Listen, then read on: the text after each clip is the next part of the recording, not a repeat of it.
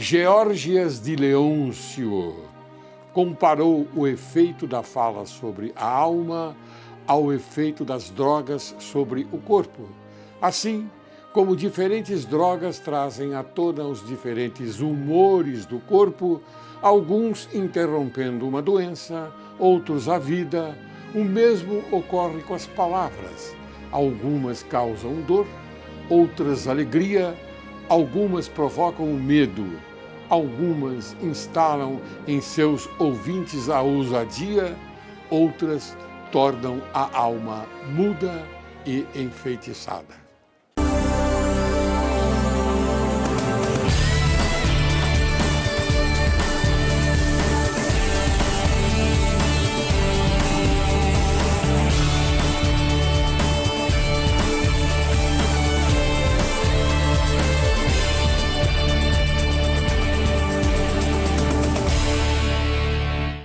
Texto de Antônio José Ribas Paiva. A ambição macabra, a nova república, para manter-se no poder do Estado, por 33 anos instituiu a ditadura das minorias, fazendo com que a sociedade brasileira perdesse de vista os seus parâmetros morais e históricos. O resultado foi genocídio do povo, mais de 10 milhões de brasileiros massacrados pelo crime e pelo desgoverno. Os participantes do banquete macabro, secundados pela mídia criminosa, para tentar voltar ao poder, rotulam os governos militares de ditadura, porque Bolsonaro foi capitão e nomeou generais para ajudá-lo a limpar o Estado. Ora, durante o combate ao terrorismo urbano e rural, vencido pelos presidentes militares, morreram em combate cerca de 200 combatentes e 280 terroristas. Ou seja, a ação do Estado foi cirúrgica, com o mínimo de baixas possível. Esse sucesso foi minimizado e os participantes do governo do crime agora acusam falsamente os militares de terem agido ditatorialmente. Estão em guerra psicológica para tentar evitar a intervenção constitucional. Dedicam-se a acusar falsamente os militares porque seu objetivo é voltar ao poder para continuar locupletando-se à custa do suor e do sangue do povo brasileiro. Para isso, fazem oposição covarde ao governo Bolsonaro, que ainda se instala quando o caminho da tentativa de solução eleitoral foi escolhido pelo general Vilas Boas. Sabíamos que seria quase impossível limpar o Estado, porque os inimigos da pátria não atendem à razão. Não há acordo possível. Nesse panorama adverso, se as reformas institucionais forem barradas pelo Legislativo ou pelo Judiciário, resta ao presidente convocar a intervenção constitucional brasileira. Acima de tudo, viva o Brasil! Direito e Justiça em Foco é o teu programa. E o Brasil, teu país. Inicio o programa de hoje com a citação de Cícero. O magistrado é a lei que fala, a lei, o magistrado que cala. Hoje, Direito e Justiça em Foco apresenta a você, caro telespectador, o Dr. Arildo de Oliveira de Paula, que vai falar sobre o tema Tribunal do Júri. Ele é advogado criminalista, atuante no Tribunal do Júri, na Justiça Militar, e pós-graduado em Direito Penal e Processo Penal, professor universitário em Direito Penal, Processo Penal e Prática Penal. Foi policial militar agraciado pelo Comandante-Geral da Polícia Militar do Estado de São Paulo com certificado de bons serviços prestados à sociedade paulista e com as 5 medalhas de mérito pessoal. Foi conciliador do Tribunal de Justiça do Estado de São Paulo, membro da Comissão de Direitos e Prerrogativas da Ordem dos Advogados do Brasil, foi vice-presidente da Comissão de Segurança Pública da Ordem dos Advogados do Brasil, seção Ipiranga. mantenedor do site www.jurdepaula.com.br. Seja bem-vindo, doutor De Paula. Obrigado, doutor Laércio Laurelli. É com grande satisfação que estou aqui novamente. É sempre muito gratificante estar aqui, poder falar com o seu público que é seleto, pessoal que fiel, né? O pessoal está sempre acompanhando os seus programas. Sim. Então, tentaremos aqui externar um pouco sobre o Tribunal do Júri, levar um pouco de conhecimento para quem está do outro lado da tela. E eu fico muito alegre com as suas palavras, porque é isso mesmo. Esse é um programa que nós falamos a verdade. Somente a verdade. E é verdade. Não, aqui não há sensacionalismo. Não, né? não há. Não há. Cada um externa aquilo que pensa e é informação correta. Correta. Muito bem. Hoje nós vamos falar sobre o Tribunal do Júri. Mas antes de abordar o tema Tribunal do Júri, eu queria naturalmente me externar sobre o conceito de homicídio. Que é a supressão da vida de um ser humano causada por outro ser humano. Concorda? Plenamente, plenamente. Esse é um conceito direto, a eliminação da vida humana, né? Sim. E deve ser feita por um outro ser humano. Perfeitamente. Então, a lei é feita para os homens. Exatamente. Então, a vida é o bem jurídico mais precioso que o ser humano possui. Na verdade, doutor Arilton. E, portanto, quando ocorre um crime doloso contra a vida, podemos entender que tal circunstância merece um revide legal. Esse revide legal eu entendo que, aliás, eu retirei de um livro onde eu pude conseguir a ilustração de um juiz de Memphis, da Filadélfia, onde ele aplicava esse revide legal. Dizia ele sobre o revide legal. Então, no sentido de uma pena, até a pena pode ser máxima, pode ser mínima, pode ser máxima, mas ela pode ser até qualificada. É isso? Isso. O homicídio doloso qualificado, a pena vai até 30 anos. Sim. De 6 de 12 a 30. De 12 a 30. Homicídio simples, de 6 a 20. De 6 a 20. Por crime, por homicídio, né? Sim. Então, dependendo as circunstâncias que se desenvolvem os delitos, mais de um homicídio, a pena pode passar dos 60 anos. Apesar dele... Ficar preso no máximo 30. Há uma confusão, né? As pessoas, mas foi condenado a 200 anos. Não. Tudo bem, ele pode ser condenado a 1000 anos. Claro. Mas ele só ficará preso no máximo 30 anos. Mas o artigo 75, se não me engano, do Código, da parte geral do Código Penal, já prevê que o máximo de pena, de cumprimento, da execução da pena, é de 30 anos. Uma coisa é a condenação, outra coisa é o cumprimento da pena. Outra coisa é o cumprimento da pena. Muito bem. Doutor, quais são as denominações de homicídio? Simples, qualificado, qual mais? Homicídio, os dolosos, né? Sim. O simples, que é aquele que é somente o capo tirado do artigo 121 do Código Penal, matar alguém. Simples. Temos os qualificados. Os qualificados, para quem não sabe, é aquele que a pena acaba sendo maior. Parágrafo 2º do artigo 121. Isso, acaba sendo maior, tendo uma maior reprobabilidade por parte da sociedade. Isso pode variar de acordo com o meio de execução ou o motivo do crime.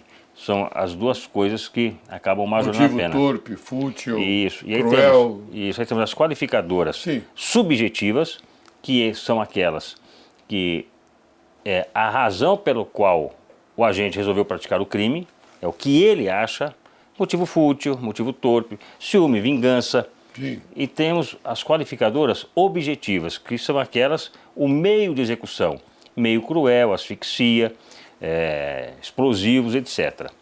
Emboscada, recurso que dificultou a defesa da vítima. E essas são as qualificadoras objetivas.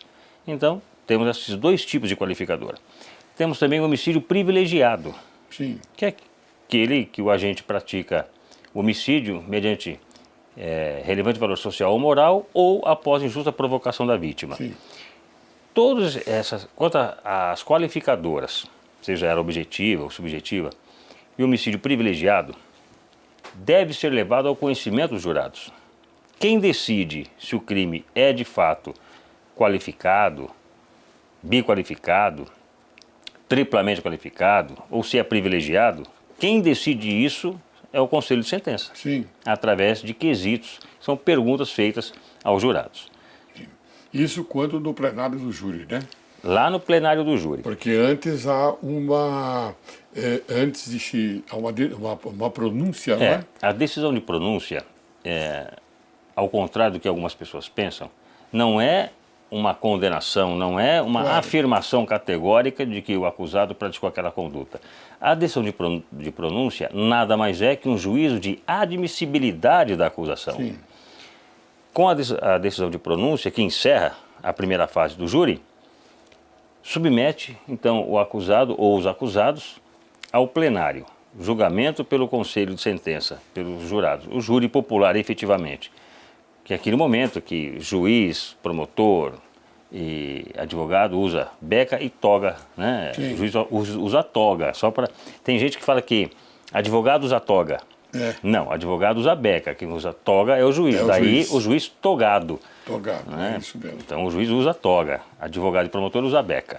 Muito bem, exatamente. E no início, então, do debate, quer dizer, primeiro é o Ministério Público, não é quem abre praticamente a sessão com a pronúncia. É ele quem fala sobre a pronúncia aos jurados, não é isso? Isso. Porque antigamente era não se falava sobre a pronúncia. Era libelo acusatório. Era libelo do crime acusatório. Isso, não é? Exatamente. Então, assim, encerrada a decisão de pronúncia, havendo recursos contra esse julgado ou não havendo recurso da decisão de pronúncia, o acusado será submetido ao plenário. No plenário ocorre o quê? Oitiva da vítima, se sobrevivente, perito, se for arrolado por uma das partes, testemunho de acusação, testemunho de defesa e, por último, o interrogatório. Sim. Encerrado o interrogatório, inicia-se os debates. O promotor é quem sempre inicia os debates, sendo um réu 1h30, 2 ou mais réus 2h30 para os debates. Um réu seria mais 1 hora para a réplica e mais 1h30, tendo 2 ou mais réus para a réplica. Encerrado, depois tem réplica, tréplica, etc. Encerrado isso, o juiz pergunta ao Conselho de Sentença, aos jurados: os jurados estão aptos a julgar? Se disserem que sim, recolhe-se na sala especial, antigamente chamada sala secreta. Secreta, E lá então o juiz faz a quesitação, faz as perguntas. Sempre, formula os quesitos. A grosso modo, o primeiro trata-se da materialidade, se morreu mesmo aquela pessoa. O segundo quesito, se quem matou a pessoa é o acusado. E um quesito obrigatório, que veio com a nova lei, não muito distante, a pergunta fundamental: os jurados absolvem o acusado? E aí há uma coisa interessante. Se os jurados vai absolver por perdão judicial, mas o perdão judicial é discutido nesse momento? Nesse momento, é dentro desse quesito. Sim. Isso se a defesa levantar essa tese durante os debates. Então, se vai absolver por perdão judicial, clemência, piedade, dúvida, ou por reconhecer que não foi ele, enfim, por qualquer razão que os jurados queiram absolver, é dentro desse quesito. Sim. Né? Ou se os jurados entenderem de que não foi o réu, se a tese for negativa de autoria, deve responder não no segundo quesito. Se foi o acusado quem atingiu a vítima, deve responder não, na tese negativa.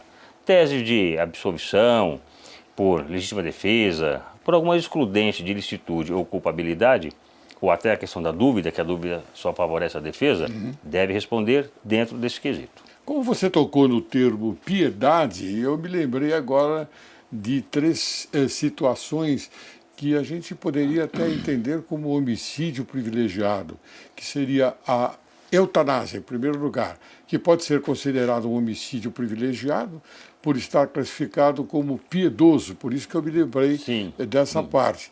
Não é? A ortotanásia, que pode ser considerada também como homicídio piedoso, faz-se ocorrer quando deixando o médico de ministrar os remédios que prolonguem artificialmente a vida da vítima. E a distanásia, que é a morte lenta sofrida de uma pessoa, prolongada pelos recursos que a medicina oferece. Certo. Então a gente pensa, como a gente trabalhou muito nessa parte do júri, já faz alguns anos, e hoje é interessante conversar com um expert no assunto como Obrigado. você, porque aí eu vou me lembrar daquilo que a gente fez, e procurar também os escaninhos, para que a gente possa esclarecer alguma coisa. Então eu pergunto se seria uma excludente de ilicitude fundada no consentimento do ofendido ou de seus familiares. Olha, a eutanásia, ortotanásia e a distanásia não tem essa previsão, essa capitulação no Código Penal. Sim. Quem praticar uma dessas três condutas incorre em um crime capitulado no artigo 121, denominado homicídio. Homicídio. Né? Pode ser considerado um homicídio privilegiado. Pode ser. Por relevante valor social ou moral, né? Sim. Praticou aquela conduta por piedade ao seu ente querido que estaria em fase terminal. E dentro desta conduta, os jurados podem entender que, embora ele tenha praticado o crime de homicídio, merece o perdão. Porque a pena que porventura recair sobre o acusado é inócua. Porque o sofrimento que ele passou de perder o ente já é o suficiente. Porque como você falou no perdão judicial, Isso. eu me lembrei que a gente poderia tocar nesse assunto Não, também. perfeitamente. E com certeza também deve ter sido a dúvida de muitos De telespectadores muitos também. telespectadores, exatamente, porque, veja, quando ocorre a distanásia, ela me dá um pouco de arrepios pelo fato de que pode, nesses casos, haver até um abuso de médicos e familiares por interesses escusos. Pode haver, nós nunca sabemos, né? Pode haver. E comprovando isso daí, aí sim, deixa de ser um homicídio privilegiado Sim, e vai para um homicídio qualificado. claro. Motivo fútil, motivo torpe, recurso que dificultou a defesa da vítima, enfim. Certo. Aí é uma causa de majoração da pena. E deve ser. Sim. Assim deve ser. Havendo. Já não se trata mais do tema distanásia, e sim de um homicídio qualificado. Exatamente. Por interesses escusos, seja financeiro, seja Sim. por questões amorosas, que também pode acontecer. Enfim, então, essa questão foi muito bem observada pelo senhor. Parabéns. Parabéns a você que respondeu de acordo com as informações corretas para que a gente possa informar o telespectador sobre esse tema bastante importante que é o Tribunal do Júri. O Tribunal do Júri é algo fantástico. Quem não teve a oportunidade de assistir, sugiro que vá. É livre, pode ir assistir, não precisa se identificar nem nada. Me diga uma coisa, ainda nesse primeiro bloco, você tem alguma peculiaridade para que a gente possa informar o telespectador de um fato em que você viveu no Tribunal do Júri como um erro judiciário, alguma coisa nesse sentido? Tem. Um dos casos, talvez o mais emblemático que eu tenha atuado, foi um caso em que quem matou a vítima foi uma testemunha de acusação. Parece coisa de filme, mas aconteceu, de fato. O doutor Ricardo Toledo, um grande advogado criminalista, ele fez a primeira fase do júri. Fez a primeira fase. E eu fui contratado para fazer... Você defendeu? Sim, eu defendi o acusado. Quer dizer, O acusado, efetivamente acusado. Não a testemunha. A testemunha não foi processada. A testemunha só entrou como testemunha de acusação. Somente isso. E o doutor Ricardo tentou provar, durante a instrução, da admissibilidade do... Tentou, recorreu da decisão de pronúncia, fez o que pôde fazer. Mas, ao meu sentir, o Ministério Público, o juiz-presidente delegados, desembargadores, ministros fecharam os olhos. E ao meu sentir, um erro crasso. Que só foi descoberto no plenário do júri. Só no plenário. A própria acusação juntou um vídeo. É bem verdade que a qualidade do vídeo não era das melhores, mas dava para identificar pelas vestes que quem efetivamente teria levado a mão até o peito da vítima, a vítima morreu com uma facada no peito, e no momento que a vítima cai. Não foi arma de fogo. Não foi arma de fogo. Inclusive, esta testemunha, que foi quem matou a vítima, no seu Facebook, fez um post da seguinte forma: sabe por que prefiro facas? Porque as armas não nos deixam sentir as pequenas sensações. Nossa. Ele gostava de ver a vítima agonizando. Mas espera um pouquinho, esse fato ocorreu antes do júri ou depois do júri? O que? Esse fato do Facebook? Facebook? Não, foi antes do júri, eu juntei no processo. E esse homicídio restou impune. Por que restou impune? Porque quando do homicídio, essa testemunha era menor de idade. Quando do julgamento, ele já era maior de idade. Logo, não pode ser processado mais. Sim. Dos crimes praticados na minoridade penal. Então, o crime restou impune. A única coisa que eu consegui foi que os jurados reconhecessem o crime de falso testemunho desta testemunha. Sim, e você absolveu o Foi réu. absolvido. Neste ponto, restou a justiça. Agora, quanto ao homicídio, infelizmente, restou a impunidade. Quer dizer, evitou-se um erro judiciário, então. Evitou-se um segundo erro, né? Sim. Porque o primeiro já ocorreu, que foi a impunidade desse homicídio. Sim, de todo o processo, né? Durante todo o processo. E se o réu fosse condenado, seria um segundo erro. Além de um culpado solto, teríamos um inocente preso. Sim. E o que Beccaria já afrontou isso daí, enfrentou isso daí várias vezes. Então, assim, seria uma afronta isso. Claro. Então, graças à equipe, que trabalhou com muita dedicação, conseguimos trazer à luz a verdade dos fatos e os jurados se convenceram diante das provas apresentadas em plenário. Muito bem, eu quero cumprimentá-lo aqui perante as câmeras do Direito e Justiça em Foco por você ter evitado um erro judiciário. Eu e a minha equipe, né? Sem a minha equipe Sim, não sou mas ninguém, você né? é um excelente advogado Obrigado, criminalista. É por isso que eu trouxe aqui, para que a gente pudesse conversar e passar as informações corretas para a sociedade brasileira. Obrigado, E essa é uma informação bastante boa, porque é um exemplo para que os nossos grandes advogados procurem observar melhor, não é, os temas que se apresentam para a defesa, porque você observou, você foi buscar através de uma investigação de defesa. Sim. Não foi? Exatamente. Nós vamos falar depois como é que o advogado deve atuar, e aí eu explico melhor como é que funciona essa parte. Muito bem. Eu vou chamar um pequeno intervalo, Combinado. tá bom? Combinado. Você aguarde que logo, logo retornaremos.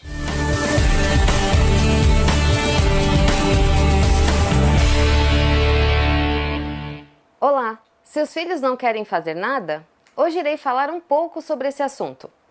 Sabe aquele momento que você pede para o seu filho para escovar os dentes, tomar banho, pentear o cabelo, trocar de roupa e ele nunca quer fazer nada? Pois é, não se sinta só, toda a família passa por isso. E para lidar com isso, o primeiro passo é revisar a rotina da criança, porque se você pede e ela não faz, pode ser que naquele momento aquela atividade não esteja rendendo ou que o drama da criança seja em função do cansaço dela. Proponha uma conversa, confira o quadro de combinados que vocês fizeram juntos, que ajuda a criança a ter noção de tempo e espera, e veja o que pode ser alterado. Porque quando a criança é ouvida e fornece a sua opinião, ela se sente mais motivada a obedecer. Coloque-se no lugar da criança. Você gostaria de ouvir que só faz bagunça, que deixa tudo largado, não faz nada certo? Então, a criança também não gosta de ouvir isso. E com certeza não terá motivação alguma para fazer alguma mudança. Convide seu filho para ajudar a colaborarem dentro de casa e colocar as coisas em ordem, transformando esse momento em algo mais cooperativo, explicando os motivos e exemplificando se for necessário. Olhe para você e reflita. Isso é fundamental. E se pergunte: eu estou ficando brava por algo que fará bem para a criança, para o meu filho, né, no caso, ou porque eu quero que seja tudo do meu jeito e no meu tempo? Pense nisso. Obrigada e até o próximo programa.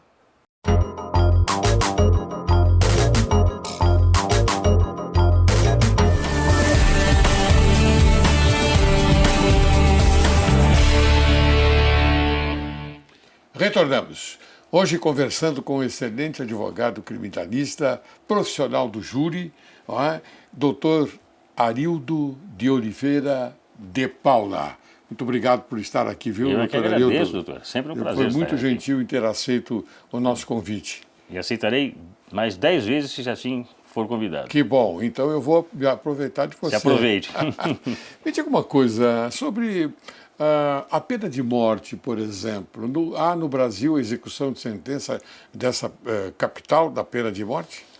Não vamos falar das Forças Armadas. Não, tá. Então, Das Forças Armadas está prevista. Na justiça comum, não. Não. Na justiça comum, não. Como você bem observou, em tempo de guerra, lá, crimes militares, sim, etc. Mas no estado normal, não há pena de morte no Brasil. E nem o ergástolo. O ergástolo seria prisão perpétua. Não. Também não tem. Não há. Nem trabalhos cruéis. Mas me diga nem uma coisa, forçados. por que os bandidos, me perdoe o termo que eu estou aplicando, talvez um termo um pouco que muita gente não gosta, não é? Por que os bandidos instalaram a pena de morte no Brasil? Porque os homicídios, ou seja, os assaltos, são tenebrosos. E de fato são penas de morte com execução imediata. O latrocínio, por exemplo, homicídio, aqueles que realmente causam repulsa, né? Sim. Sem qualquer motivo justificante. Isso daí vem, né, da história lá, do comunismo, etc. Então, assim, já vem de longa data. Agora, a sociedade ela tem que se amoldar à atual realidade. Eu acho que precisa, sim, ser revisto a nossa legislação quanto a esses crimes de extrema gravidade. Porque Crimes hediondos, né? senão acaba colocando tudo dentro do mesmo cesto. Sim. Aquele que praticou um homicídio em razão de uma discussão, realmente um motivo banal, mas tem que ser diferenciado daqueles que matam por profissão. Por profissão. Os matadores de aluguéis. Sim. Então, se você não diferenciar isso na nossa legislação, acaba colocando todos no mesmo cesto. Sim. E aí, ou pode ter uma pena exacerbada, desproporcional, ou pode até ter uma pena mínima, que também seria uma injustiça. Sim, quer dizer que a lei de Italião não seria possível ser aplicada no nosso Brasil. A lei de Italião podemos entender como uma pena de morte. Pena de morte. Sim. Você matou, Eu você sou vai favorável morrer. à pena de morte. Você matou, você vai morrer. Eu sou favorável à pena de morte e sou contra a prisão perpétua. Esse é o meu posicionamento. Porque a sociedade tem que sustentar o acusado Não até só o fim por da isso, vida. porque assim, um indivíduo sendo condenado à prisão perpétua, é aquela que ele vai ficar preso até falecer, Na Itália foi abolido o ergástolo, né? Foi. Então assim, tornar aquele condenado, que nós chamamos juridicamente de inimputável. Ou seja, você não pode mais aplicar pena a ele. De uma forma indireta. Por quê? Ele está condenado à prisão até a sua morte natural. Uhum. Se ele matar mais 20 dentro da cadeia, o que pode acontecer com ele mais? Que pena que você vai aplicar a ele? Não tem mais pena. Se ele foge, explode um shopping cheio de crianças e mulheres, que pena que você vai dar para ele? Nenhuma. Ele já está condenado à prisão até o final da vida. Então, não tem mais o que fazer com esse indivíduo. Uma vez recapturado, ele vai acabar de cumprir a pena. É isso. Você pode processar, vai gerar ônus para o Estado, uma série de coisas, de uma forma desnecessária, porque se ele receber uma condenação de 20, 30, 40, 50 anos, nada vai refrescar. E o carrasco para executar a pena de morte, como é que seria, doutor? Seria Eu não imagino. fuzilamento. Fuzilamento? Fuzilamento. Você não acha melhor uma injeção intravenosa? Pode ser também. Assim ele não é violento, é bastante Mas o fuzilamento calmo. também... Sabe quem é favorável a isso? Ah. O nosso querido amigo Otávio Nassif. Mauro Otávio Nassif, um grande abraço, Mauro. Grande abraço, Mauro Otávio. Grande advogado criminalista. Ele diz, não, a pena de morte poderia ser dessa forma, uma injeçãozinha na veia, Então, é que e morre suavemente, fuzilamento- sem sentir, sem nada. O fuzilamento até é previsão legal, né, em casos de De guerra. De guerra. O meio de execução é fuzilamento. Então já tem até uma Mas previsão como não legal. existe esta imagem, esta lei no Brasil, então nós temos aqui nos silenciar sobre o problema, lamentavelmente, porque o único exemplo, na minha visão, seria a pena de morte, sim. A pena de morte seria o exemplo para esses crimes graves que o doutor mencionou. Não para crimes comuns, para crimes E nem sempre assim. de menor potencial ofensivo, absolutamente não. Somente crimes que ficassem provados extreme de dúvida que tenha ocorrido. E de crimes graves. Né? Eu defendo a seguinte ideia para a pena de morte. Porque seria o seguinte, não se pode aplicar a pena de morte, porque se houver um erro não tem como voltar ao status quo, né? Voltar ao status que era antes. Então, eu tenho em mente o seguinte, para se condenar alguém à pena de morte, deve ser sempre reincidente específico. Foi preso por homicídio em flagrante, foi preso segundo homicídio também em flagrante. Não Mas tem como com dizer. requintes de crueldade, Sim, na minha visão, não é qualquer tipo de homicídio. O tráfico de drogas, isso foi preso traficando, tudo bem. A primeira é pena comum. Se sair e praticar novamente, aí foi preso em flagrante, pena de morte. Não tem como dizer que foi erro nos dois processos. tem razão. Pelo menos diminui muito o risco. Sim.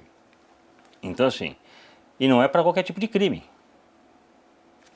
O estupro seguido de morte, o latrocínio, homicídio qualificado, tráfico de pessoas, e entendo até que a corrupção, por que não? Sim. Porque o corrupto, bandido, quando ele desvia o dinheiro através de corrupção, ele está matando pessoas em hospitais. Estraga o país. Mata muito mais do que o próprio traficante. Muito mais, claro. Muito mais. Aí, vamos usar um pouco o termo jurídico, né, aqui, né, um pouco mais técnico. No tráfico, bem jurídico tutelado, é a sociedade, a saúde da sociedade. Quando o corrupto desvia o dinheiro da sociedade, não está afetando também o mesmo bem jurídico tutelado do tráfico? E por que não ser apenado da mesma forma? É que penso. É verdade. Muito bem, doutor. Vamos continuar aqui a respeito, por exemplo, desta inovação. Eu digo inovação, desta criação, na minha visão, absurda, porque o Código Penal, no artigo 121, fala em homicídio, matar alguém. Matar alguém, não diz quem, não diz matar alguém que é mulher, então eu vou aplicar o feminicídio. Esse termo apareceu de repente. O que o senhor acha? O senhor concorda com o feminicídio ou concorda com o homicídio? Eu entendo que é homicídio. Né? Já há qualificadoras. Sim. Se A mata a mulher B por ciúmes, está lá o motivo fútil. Está lá o motivo fútil. Já tem a tipificação. Mas você sabe de uma coisa? Você sabe de onde vem isso? Da imprensa marrom. Exatamente. A imprensa marrom é que está divulgando isso. Virou moda, né? Esse negócio de feminicídio. Olha, eu sou totalmente contra qualquer tipo de violência contra a mulher. Claro que somos contra. Né? Contra a mulher, contra quem quer que seja. Exatamente. Então, contra crianças, contra homens, contra homossexuais. Contra a violência, não importa quem seja a vítima.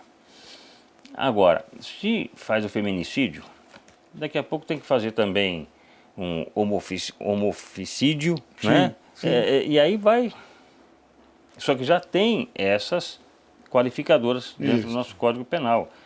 Eu acho que É motivo fútil, motivo torpe. torpe, recurso que dificultou a defesa da vítima, meio cruel, Já a gente existe paga a isso. promessa, enfim. Já Então, assim, apaga essa criação feminicídio que eles dizem, né? então, Muito bem, é o meu doutor, me pensamento. diga uma coisa. Diretamente falando a respeito do júri, do plenário do júri. Plenário. Como um advogado deve se preparar para o plenário do júri? Inicialmente, ele deve estudar o processo de capa a capa, ler todo o processo. Há quem diz que atua no júri, infelizmente isso acontece, o advogado ele lê, geralmente, a denúncia, a decisão de pronúncia e o interrogatório do réu. E vai fazer o júri desse jeito. Não analisa perícias, laudos, nada. Não faz confronto de depoimentos, porque temos que analisar o que a testemunha está dizendo. Sim. Toda testemunha tem um ânimos para condenar ou para absolver. 90% das testemunhas são assim. E você deve, então, analisar qual é esse ânimos. E através dos depoimentos, confrontos de depoimentos, que se deve chegar a essa conclusão. Até para que em plenário você saiba o que perguntar para a testemunha. Né? Claro. Não ficar perguntando lá coisas para somente demonstrar trabalho para o seu cliente e muitas vezes está afundando o seu cliente com as perguntas. Sim. Muito bem. Perguntar por perguntar. Não, isso é bobagem, não se deve fazer isso. Deve conhecer bem o Código Penal, o Código de Processo Penal, deve ter uma boa oratória, expressão corporal, que é a linguagem corporal, como se diz. E por que não dizer conhecer outras doutrinas, né? Outras disciplinas? Eu já usei filosofia no júri. Falei de Platão, Lógico, Aristóteles, lógico. falei de Nietzsche, falei de Kant. Então, tudo isso para poder comprovar determinado fato no júri. Tive que usar da filosofia. Tá certo. Explicando, inclusive, o que era o amor, né? Segundo Claro. a teoria de Platão, Aristóteles, Nietzsche, Jesus Cristo, inclusive, Sim. né? Então, vim trazendo o conceito de amor. O grande mártir da humanidade foi Jesus Cristo. Exatamente. Então, o tribunal do júri é um conjunto de coisas, doutor. Não é só conhecer o processo, o Código Penal, o Código de Processo Penal. Isso é muito pouco para se fazer um tribunal O do júri. advogado tem que ter um conhecimento mais amplo, não é? Tem que ter uma certa cultura, pelo Hoje, por menos. exemplo, eu trago no meu editorial um personagem que viveu 485 anos antes de Cristo.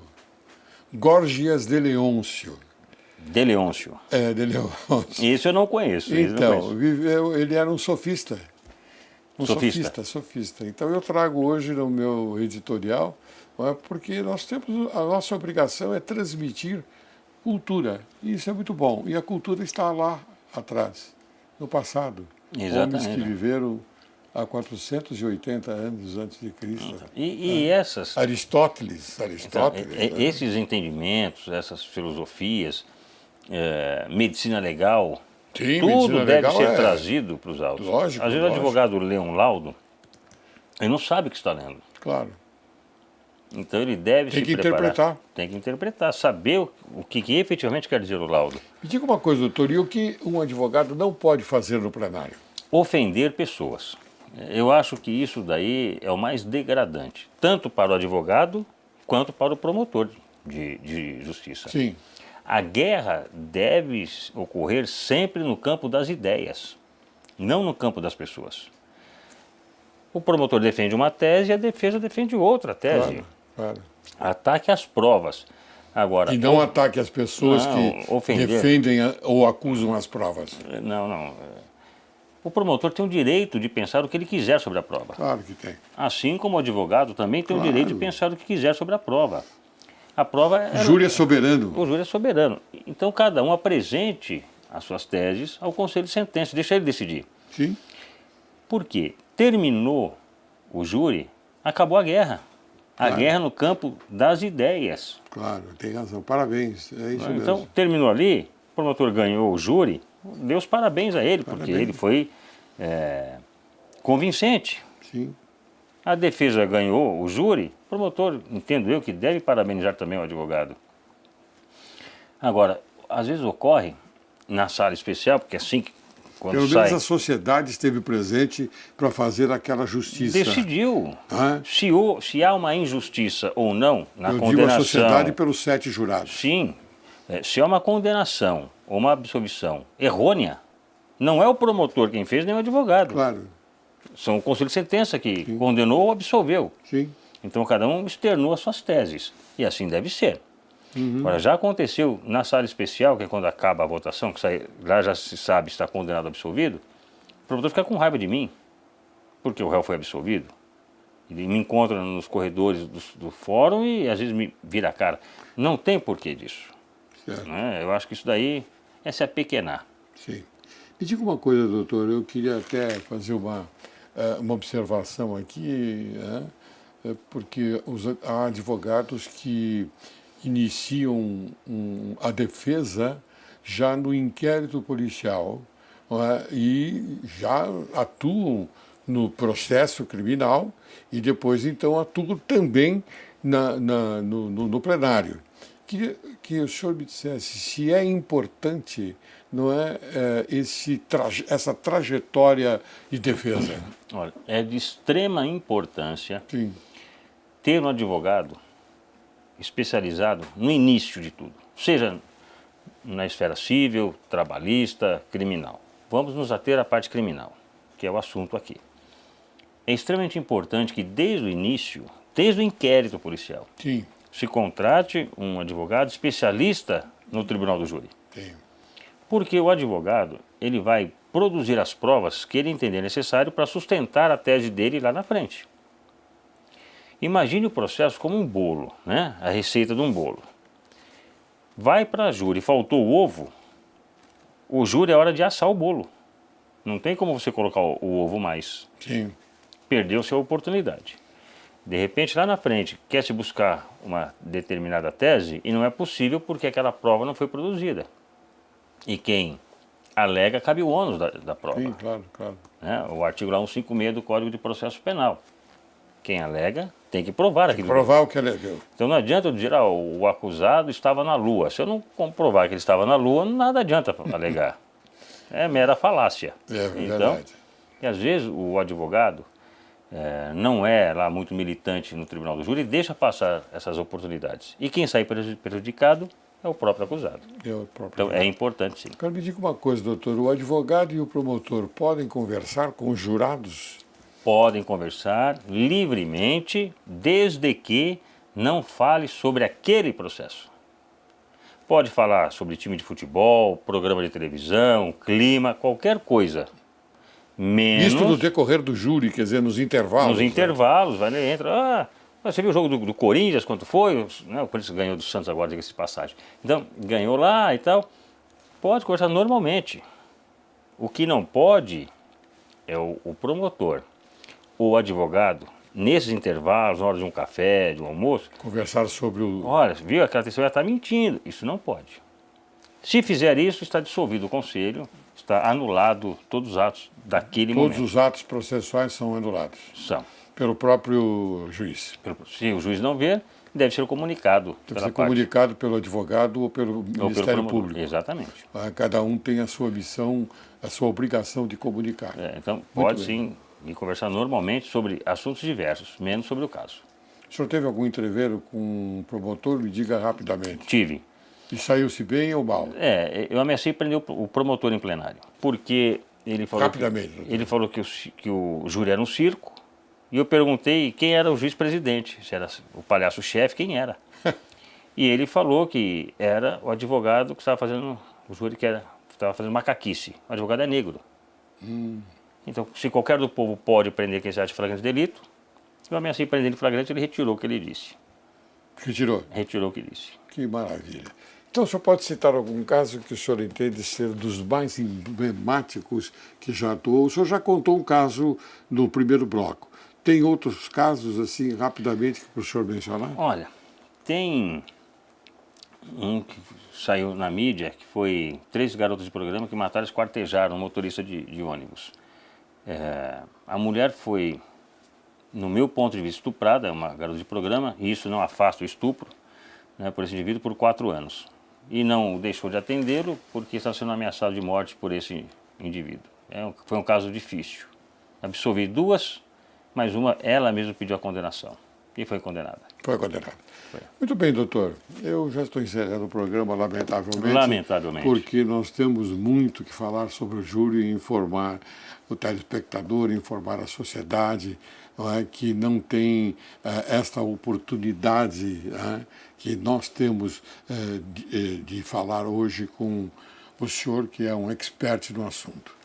Então eu quero entregar uma pequena lembrança do programa Direito e Justiça em Foco, um livro, uma obra jurídica do grande e notável desembargador Carlos Henrique Abrão, do endosso, não é? Revista atualizada e ampliada, contendo o endosso eletrônico e as súmulas do STJ. Está aqui. Agradeço imensamente, doutor. Muito bem. Agora, suas considerações finais. Eu queria agradecer ao telespectador que nos acompanhou até aqui, o convite, doutor Laércio, o grande desembargador.